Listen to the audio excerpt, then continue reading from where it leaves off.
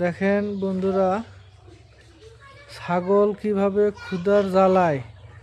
এই জায়গাতে একটা লাউয়ের বস ছিল, আমরা বস বলি, যেখান থেকে বেশি হয়।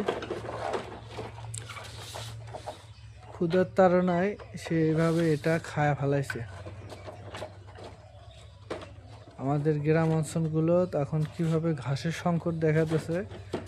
যারা এরকম ছাগল বা বকরি, আমরা বকরি বলি আঞ্চলিক ভাষায়, এই গাছ পালা আরো বিভিন্ন রকমের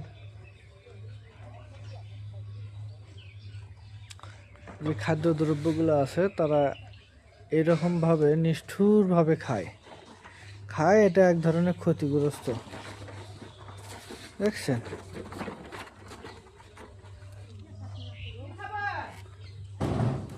দেখেন আপনাদেরকে দেখাচ্ছি।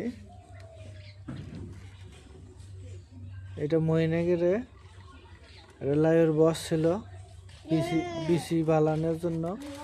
আগামী বছর এখান থেকে লাউয়ের চারা উৎপাদন করতে এই বীজগুলো দিয়ে, কিন্তু দুঃখের সাথে বলতে হয় যে এই ছাগলটা এটা নষ্ট করে দিচ্ছে। কিভাবে খাইলো?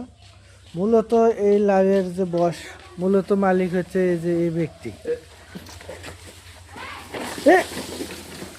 এই যে ব্যক্তি মঈন। ঠিক আছে, কিছু করার নাই। এ পর্যন্তই।